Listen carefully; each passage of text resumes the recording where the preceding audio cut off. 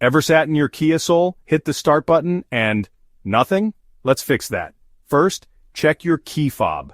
If the battery is dead, your car won't recognize it. Try using the backup key fob or replace the battery inside your fob. Next, make sure your foot is firmly on the brake while you press the button. If not, the car won't start for safety reasons. Still nothing? Check if your car's gear shifter is in park. If it's not, the push button start won't work.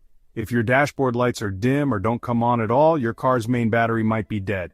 You may need a jump start or battery replacement. Sometimes it's just a glitch. Try stepping out, locking the car and waiting a few seconds. Then unlock and try again. If you see any warning lights or hear beeping, check your owner's manual for clues.